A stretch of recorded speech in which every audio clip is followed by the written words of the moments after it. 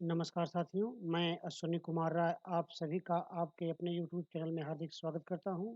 साथियों, आज हम मुंशी प्रेमचंद द्वारा रचित कक्षा 11वीं आरो भाग 1 में संकलित नमक का दारोगा कहानी को पढ़ेंगे। यह कहानी धन के ऊपर धर्म की जीत की कहानी है। इसे हम असद्वृत पर सद्वृत की, बुराई पर अच्छाई की तथा असत्य पर सत्य की जीत की कहानी कह सकते हैं।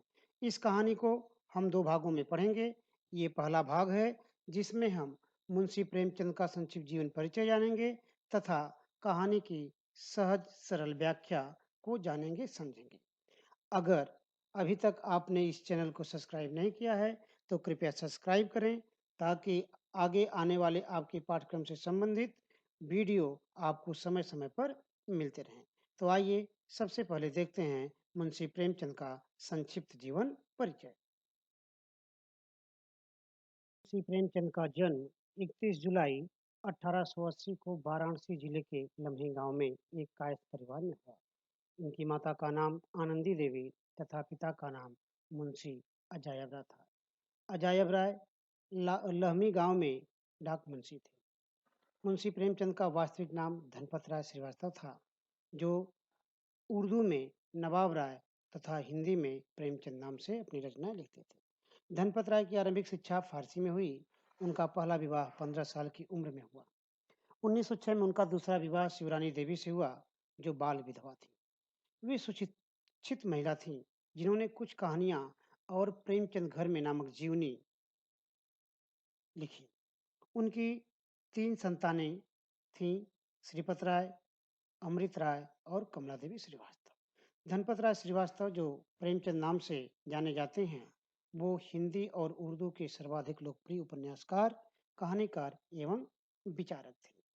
इनके द्वारा लिखी गई अधिकांश रचनाएं हिंदी तथा उर्दू दोनों भाषाओं में प्रकाशित होती हैं। ये प्रारंभ में उर्दू में लिखते थे, लेकिन 1907 में जब सोजे वतन कहानी संग्रह जब्त कर लिया गया, तब नवाब राय ने अपने छद्म नाम यानी प्रेमचंद नाम से या मुंशी प्रेमचंद नाम से लिखना शुरू किया। इनकी प्रमुख रचनाएं इस प्रकार हैं। उपन्यास सेवा सदन, प्रेमाश्रय, गबन, निर्मला, रंगभूमि, कर्मभूमि, कायाकल्प, प्रतिज्ञा, गोदान, मंगलसूत्र आदि। मंगलसूत्र इनका अपूर्ण उपन्यास है, जिसको बाद में इनके पुत्र अमृत राय ने पूरा किया, और गोदान इनका अंतिम पूर्ण उपन्यास है। यानी अगर अंतिम उपन्यास की तरह से बात की जाए तो मंगलसूत्र है, लेकिन मंगलसूत्र अपूर्ण उपन्यास था, बाद में उनके पुत्र ने पूरा किया। कहानियाँ इन्होंने लगभग 300 कहानियाँ लिखी, जिसमें प्रमुख हैं पंच परमेश्वर, सवा सेर गेहूँ, ईदगाह, दो बैलों की कथा, कफन आदि। और ये मानसरोवर के 8 खंडों में संकलित हैं। इनके द्वारा 3 नाटक लिखे गए, संग्राम, करबला तथा प्रेम की बेदी। निबंध संग्रह साहित्य का उद्देश्य। मुंशी प्रेमचंद की मृत्यु 8 अक्टूबर 1936 को हुई। आइए देखते हैं प्रस्तुत कहानी।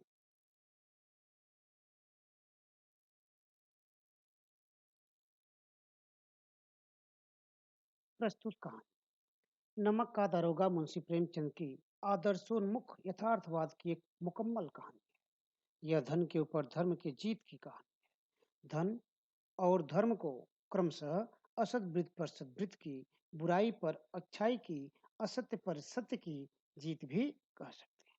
कहानी में इनका प्रतिनिधित्व क्रमशः पंडित अलूपीदीन और मुंशी बंशीधर नामक पात्रों ने किया है। ईमानदार कर्मयोगी बंशीधर को खरीदने में असफल रहने के बाद अलूपीदीन अपने धन की महिमा का उपयोग कर उन्हें नौकरी से मुअत्तल करा देते हैं, किंतु सत्य के आगे उनका सिर झुक जाता है।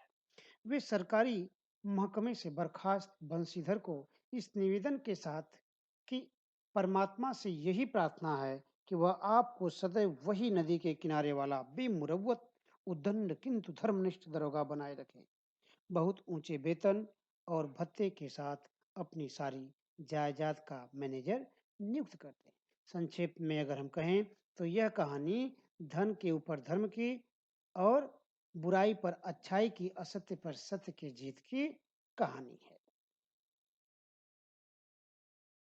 तो हम निम्नलिखित शीर्षकों के अंतर्गत पढ़ सकते हैं। सबसे पहले नौकरी पर जाते हुए पुत्र को पिता की सीख। बंशीधर जब अपनी शिक्षा पूरी कर लेते हैं, वो नौकरी की तलाश में घर से निकलने वाले होते हैं, तो उनके अनुभवी और बुजुर्ग पिता उन्हें सीख देते हैं। पिता पुत्र को समझाते हुए कहते हैं कि बेटा घर की दुर्दशा देख रहे हो, ऋण के बोझ से दबे हुए हैं, लड़कियां हैं वह घास फूस की तरह बढ़ती चली जा रही हैं। मैं कगारे का वृक्ष हो रहा हूँ, न मालूम कब गिर पड़ूं। यानी मैं वृद्ध हो चुका हूँ, न जाने मैं कब स्वर्ग सिधार जाऊं, कोई भरोसा नहीं। अब तुम ही घर के मालिक मुख्तार हो, यानी घर की जिम्मेदारियां अब तुम्हारे ऊपर आने वाली हैं। देखो, नौकरी में तुम पद का ध्यान मत देना, यह तो पीर का मजार है। तुम्हारा ध्यान चादर और चढ़ावे पर रहना चाहिए। ऐसा काम ढूंढना जहां कुछ ऊपरी आमदनी हो। मासिक वेतन तो पूर्ण मासिक का चांद है, जो एक दिन दिखाई देता है और घटते घटते लुप्त हो जाता है। यानी जिस तरह से मासिक पूर्ण मासिक का चंद्रमा महीने में एक बार दिखता है और वो धीरे धीरे खत्म होते हुए अमावस्या आ जाती है, उसी तरह से मासिक वेतन महीने में एक बार मिलता है और उसमें से खर्च होते होते एक दिन ऐसा महीने का आता है कि वो पैसा खत्म हो जाता है। इसलिए तुम्हारा ध्यान ऐसी नौकरी पर, ऐसे ओहदे पर, ऐसे पद पर होना चाहिए जहां पर ऊपरी आमदनी हो। और पिता ने पुत्र को सीख देते हुए कहा, ऊपरी आय बहता हुआ स्रोत है, जिससे सदैव प्यास बुझती है। वेतन मनुष्य देता है, इसी से उसमें वृद्धि नहीं होती। ऊपरी आमदनी ईश्वर देता है, इसी से उसकी बरकत होती है। और तुम तो स्वयं विद्वान हो, तुम्हें क्या समझाऊं। इस विषय में बेटा विवेक की बड़ी आवश्यकता है। मनुष्य को देखो, उसकी आवश्यकता को देखो और अवसर को देखो, उसके बाद जो उचित समझो करो। दिमाग से काम लो। यानी अगर गरज वाला आदमी है, उसके साथ तुम जितनी कठोरता दिखलाओगे, उसके साथ तुम जितना कड़ा होगे, तुम्हारा उतना लाभ है। और बेगरज के साथ अगर तुम कड़ाई किए तो वो क्या होगा, हट जाएगा। इसलिए तुम्हें विवेक से काम लेना चाहिए और यह मेरे जीवन भर की कमाई है, जो मैं तुझे आज सिखा रहा हूँ। तुम विवेक से काम लेना। पुत्र पिता की बात को सुन करके बिना कुछ कहे वहां से चला जाता है। तकदीर अच्छी थी कि पुत्र को जाते ही नौकरी मिल गई। पुत्र की नौकरी और लोगों पर असर। कह रहे हैं कि तकदीर अच्छी थी, शगुन अच्छा था कि जैसे ही वो घर से निकले, वैसे ही उन्हें दारोगा पद, और वो भी किसमें, नमक विभाग में नियुक्ति मिल गई। और ये समाचार जब गांव में आया तो सबके व्यवहार में परिवर्तन आ गया। सब ने अपने अपने हिसाब से महाजन कुछ नरम पड़े। कलवार की असालता लहलाई, पड़ोसियों के हृदय में सूल उठ गए, क्योंकि इसमें वेतन अच्छा और ऊपरी आय का तो ठिकाना ही नहीं था। और वृद्ध मुंशी जी को जब यह सुख संवाद मिला तो वो फूले ना समाये। नदी किनारे दारोगा और बैलगाड़ियां। जाड़े के दिन थे और रात का समय। नमक के सिपाही चौकीदार नशे में मस्त थे। मुंशी बंशीधर को यहाँ आए अभी 6 महीने से अधिक न हुए थे, लेकिन इस थोड़े समय में ही उन्होंने अपनी कार्यकुशलता और उत्तम आचार से अफसरों को मोहित कर लिया था। अफसर लोग उन पर बहुत विश्वास करने लगे थे। नमक के दफ्तर से 1 मील पूर्व की ओर जमुना बहती थी। उस पर नाव का एक पुल बना हुआ था। दरोगा किवाड़ बंद किए मीठी नींद से सो रहे थे। अचानक आंख खुली तो नदी के प्रवाह की जगह गाड़ियों की गड़गड़ाहट, मल्लाहों का कोलाहल सुनाई पड़ा। इतनी रात गाड़ियां क्यों नदी के पार जाती? अवश्य कुछ गोलमाल है, कुछ गड़बड़ है, दाल में काला है। तर्क ने भ्रम को पुष्ट किया। वर्दी पहनी, दरोगा ने तमंचा ली और घोड़े को आगे बढ़ाए। पुल के पास पहुंचे तो उन्होंने देखा गाड़ियों की एक लंबी कतार पुल के पार जाती दिखी। डांट कर पूछा, किसकी गाड़ियां हैं? उत्तर मिला,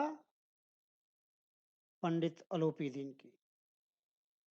दरोगा ने फिर प्रश्न किया, कौन पंडित अलोपीदीन?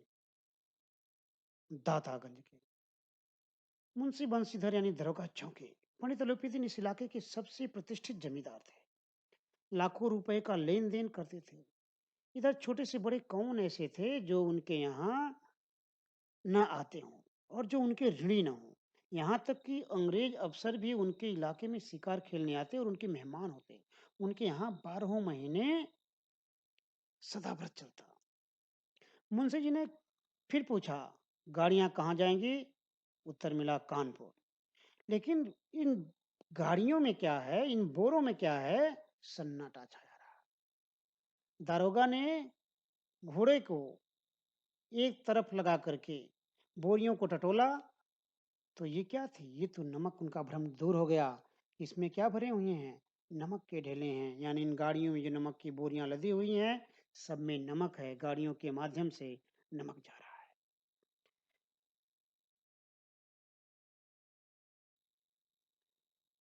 कुछ देर बाद जो गाड़ीवान थे वो भागे भागे जाते हैं पंडित अलोपीदीन के पास, जो सजीले रथ पर सवार कुछ सोते कुछ जागते चले आते हैं। अचानक गाड़ी वालों ने उन्हें जगाया और बोले, महाराज, दरोगा ने गाड़ियां रोक दी हैं और घाट पर खड़े आपको बुलाते हैं। पंडित अलोपीदीन का लक्ष्मी पर अटूट विश्वास था। वह कहा करते थे कि संसार का तो कहना ही क्या, स्वर्ग में भी लक्ष्मी का ही राज्य है। उनका यह कहना सही ही था। न्याय और नीति सब लक्ष्मी के ही खिलौने हैं। यानी पैसे के बल पर कुछ भी किया जा सकता है। इन्हें वो जैसे चाहती हैं नचाती हैं। लेटे लेटे ही गर्व से बोले, चलो हम आते हैं। यह कहकर पंडित जी ने बड़ी निश्चिंता से पान के बीड़े खाए, फिर लिहाफ ओढ़े और दरोगा जी के पास आ गए और उनसे कहे, बाबूजी आशीर्वाद। कहिए, हमसे ऐसा क्या अपराध हो गया? और हम ब्राह्मणों पर तो आपकी कृपा दृष्टि रहनी चाहिए। दरोगा ने रुखाई से बोला, सरकारी हुक्म।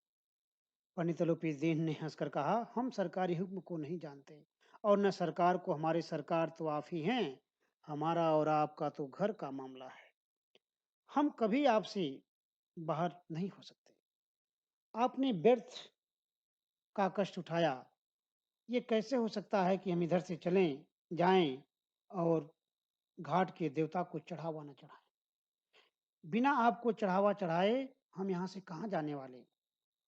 दरोगा ने कहा, आप कायदे से हिरासत में होंगे और आपका चालान होगा। और जमादार बदलू सिंह को आदेश दिया कि इन्हें हिरासत में लो। जमादार बदलू सिंह कुछ मन में बड़बड़ाता हुआ उनकी तरफ बढ़ा कि पंडित अलोपीदीन ने उनसे कहा कि देखिए, हमारी जीवन भर की जो कमाई इज्जत है उसे मिट्टी में मत मिलाइए। उन्होंने अपने मुंशी से कहा कि मुंशी जी, दरोगा साहब को 1,000 रुपए दो, ये भूखे शेर हो रहे हैं। दरोगा ने कहा, 1,000 नहीं, 1,00,000 से भी नहीं। अब धन और धर्म में युद्ध होने लगा। अब अभी भी पंडित अलोपीदीन को धन के सांख्यिकी योग पर विश्वास था। उन्होंने कहा कि 1 नहीं 2, 2 से 5, 5 से 10, 10 से 15। लेकिन बात बनते हुए नहीं दिखाई पड़ी। 15 से 20,000 तक नौबत पहुंची, किंतु धर्म अलौकिक वीरता के साथ इस बहुसंख्यक सेना के सम्मुख अकेला पर्वत की भांति अटल अविचल खड़ा था। अलोपीदीन निराश होकर बोले, अब इससे अधिक मेरा साहस नहीं। आगे आपको अधिकार। बंशीधर ने अपने जमादार को ललकारा, बदलू सिंह। और बदलू सिंह फिर मन में गालियां देता हुआ आगे बढ़ा। गालियां क्यों दे रहा था? गालियां इसलिए दे रहा था कि ये दारोगा न तो खा रहा है और न ही मुझे खाने दे रहा है। पंडित अलोपीदीन 2-3 कदम पीछे हटे।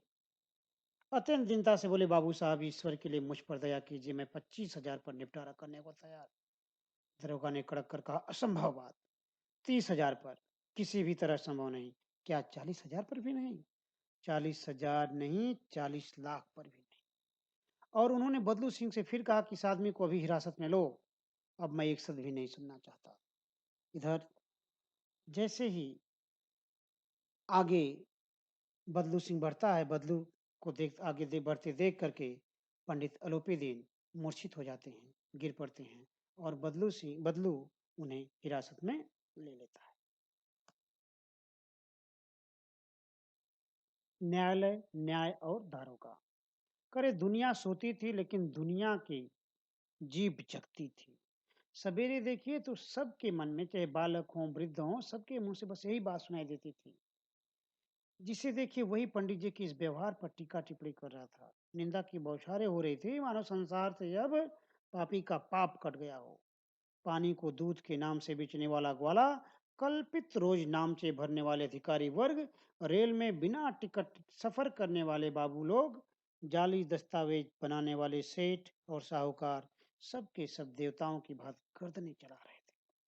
यानी जो आकंठ भ्रष्टाचार में डूबे थे, वो भी पंडित जी के ऊपर टीका टिप्पणी कर रहे थे। जब दूसरे दिन पंडित अलूपीदीन अभियुक्त होकर कांस्टेबलों के साथ हाथों में हथकड़ियां, हृदय में ग्लानि और क्षोभ भरे लज्जा से गर्दन झुकाए अदालत की तरफ चले, तो सारे शहर में हलचल मच गई। मेलों में कदाचित आंखें इतनी व्यग्र न होती होंगी। भीड़ के मारे छत और दीवार में कोई भेद न रहा। लेकिन अदालत में पहुंचने भर की देर थी। अदालत के अधिकारी वर्ग के भक्त, अमले उनके सेवक, वकील मुख्तार उनके आज्ञापालक और दलील और चपरासी तथा चौकीदार तो उनके माल के गुलाम थे। न्याय के मैदान में धर्म और धन में युद्ध छिड़ गया। बंशीधर के पास सत्य के सिवा कोई बल नहीं था और न स्पष्ट भाषण के सिवा कोई शस्त्र। वह न्याय का दरबार तो था, किंतु वहां के कर्मचारियों पर पक्षपात का नशा छाया हुआ था। पक्षपात और न्याय का कोई मेल नहीं। मुकदमा शीघ्र शीघ्र समाप्त हो गया। डिप्टी मजिस्ट्रेट ने अपने तजवीज यानी निर्णय में लिखा, पंडित अलूपीदीन के विरुद्ध दिए गए जो भी बयान है वो निर्मूल और भ्रामक है। दरोगा की उद्दंडता और विचारहीनता के कारण एक भले मानुष को कष्ट झेलना पड़ा। बंशीधर ने धन से बैर मोल लिया था, उसका मूल्य चुकाना अनिवार्य है। एक सप्ताह बाद उनके मुत्तली का परवाना पहुंचा और पंडित अलूपीदीन के चलते बंशीधर को दरोगा पद से हटा दिया गया। यानी धन के बल पर धर्म को यहाँ पर पराजित कर दिया गया।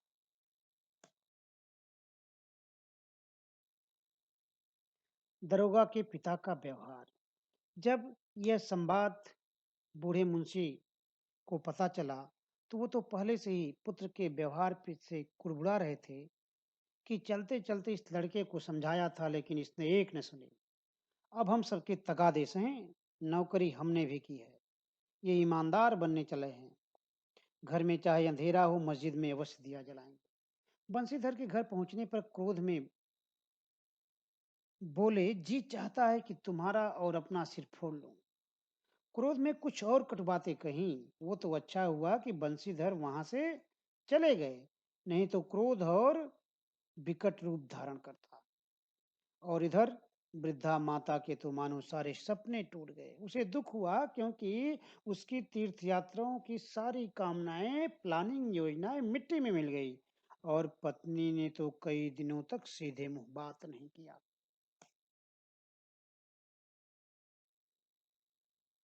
इसी प्रकार एक सप्ताह लगभग बीता। संध्या का समय था। बूढ़े मुंशीधर बैठे राम नाम की माला जप रहे थे। इसी समय उनके द्वार पर एक सजा हुआ रथ आकर रुका। कई नौकर लाठियां कंधों पर रखे साथ थे। मुंशी अगवानी को दौड़े, देखा तो पंडित अलूपीदीन है। झुककर दंडवत की, लल्लो चप्पो की बातें की और उन्होंने अलूपीदीन से कहा कि हमारा तो भाग्य उदय हुआ जो आपके चरण इस द्वार पर आए। आप हमारे पूज्य देवता हैं, आपको कौन सा मुंह दिखावें, मुंह में तो कालिख लगी है, किंतु क्या करें, लड़का भागा कपूत है, नहीं तो आपसे क्यों मुंह छिपाना पड़ता। ईश्वर निसंतान चाहे रखे, पर ऐसी संतान न दे। अलूपीदीन ने कहा, नहीं भाई साहब, ऐसा न कहिए। मुंशी जी ने चकित होकर कहा, ऐसी संतान को और क्या कहूं। अलोपीदीन ने वात्सल पूर्ण स्वर में कहा, कुल तिलक और पुरुषों की कीर्ति उज्जवल करने वाले संसार में ऐसे कितने धर्मपरायण मनुष्य हैं जो धर्म पर अपना सब कुछ अर्पण कर सके। पंडित अलोपीदीन ने बंशीधर से कहा, दरोगा जी, इसे खुशामद न समझिए। खुशामद करने के लिए मुझे इतना कष्ट उठाने की जरूरत नहीं थी। उस रात को आपने अपने अधिकार बल से मुझे अपनी हिरासत में लिया था, किंतु आज मैं स्वेच्छा से आपकी हिरासत में हूँ। मैं हजारों रईस और अमीर देखे, हजारों उच्च पदाधिकारियों से काम पड़ा, किंतु मुझे परास्त किया तो आपने, आपके धर्म ने, आपके सत्य ने, आपकी कर्तव्य परायणता ने। मैंने सबको अपना और अपने धन का गुलाम बनाकर छोड़ दिया। मुझे आज्ञा दीजिए कि आपसे कुछ विनय करूं। बंशीधर ने आलोपी दीन को आते देखा तो उठकर सत्कार किया, किंतु स्वाभिमान सहित समझ गए कि यह महाशय मुझे लज्जित करने आए हैं। क्षमा प्रार्थना कर चेष्टा नहीं की, वरन उन्हें अपने पिता की यह ठकुर सुहाती की बात बिल्कुल भी सही नहीं लगी। पर पंडित जी की बातें सुनी तो मन की मैल मिट गई। पंडित जी की ओर से उड़ती हुई दृश्य देखा, सद्भाव झलक रहा था। गर्भ ने अब लज्जा से सामने सिर झुका लिया, शर्माते हुए बोले, यह आपकी उदारता है जो आप ऐसा कह रहे हैं। अलोपीदी ने विनीत भाव से कहा, नदी तट पर आपने मेरी प्रार्थना नहीं स्वीकार की थी, किंतु आज स्वीकार करनी पड़ेगी। बंशीधर बोले, मैं किस योग्य हूँ, किंतु जो कुछ सेवा मुझसे हो सकती है उसमें त्रुटि न होगी। अलोपीदी ने एक स्टाम्प लगा हुआ पत्र निकाला और उसे बंशीधर के सामने रखकर बोले, इस पद को स्वीकार कीजिए और अपने हस्ताक्षर कर दीजिए। मैं ब्राह्मण हूँ, जब तक यह सवाल पूरा न कीजिएगा द्वार से न हटूंगा। मुंशी बंशीधर ने उस कागज को पढ़ा तो कृतज्ञता से आंखों में आंसू आ गए। पंडित अलोपीदीन ने उनको अपनी सारी जायदाद का अस्थायी मैनेजर नियुक्त किया था। 6,000 वार्षिक वेतन के अतिरिक्त रोजाना खर्च अलग, सवारी के लिए घोड़े, रहने को बंगला, नौकर चाकर मुफ्त। कंपित स्वर से बोले, पंडित जी, मुझसे इतनी सामर्थ्य नहीं कि आपकी उदारता की प्रशंसा कर सकूं, किंतु मैं ऐसे उच्च पद के योग्य नहीं हूं। अलोपीदीन हंसकर बोली, मुझे इस समय एक अयोग्य मनुष्य की ही जरूरत है। बंशीधर ने गंभीर भाव से कहा, यूं मैं आपका दास हूं। आप जैसे कीर्तिवान सज्जन पुरुष की सेवा करना मेरे लिए सौभाग्य की बात है, किंतु मुझ में न विद्या है, न बुद्धि है, न वह स्वभाव जो इन त्रुटियों की पूर्ति कर देता है।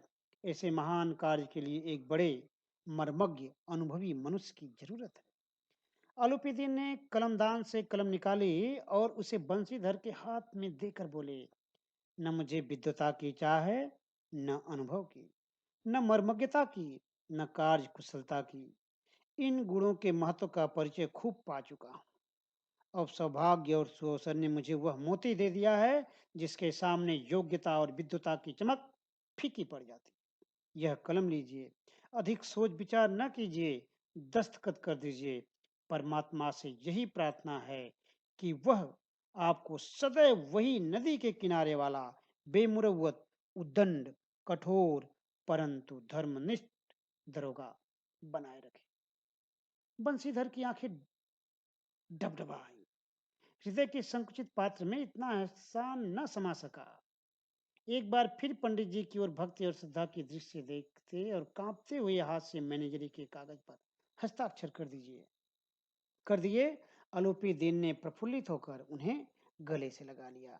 यानी जिस पंडित आलोपी दीन ने दरोगा को अपने धन के बल पर झूठा साबित करके उससे पद से मुअत्तिल कर दिया था, उस पंडित आलोपी दीन ने सत्य की को ही सही मानते हुए उसी दरोगा को अपनी संपूर्ण संपत्ति का अस्थाई मैनेजर नियुक्त किया। यानी असत्य पर सत्य, बुराई पर अच्छाई और असदगत पर सदगत की सीख ये कहानी हमें देती है। आइए छवि देखते हैं। बरकंताजी चौकीदार या जो बंदूक लेके चलता है?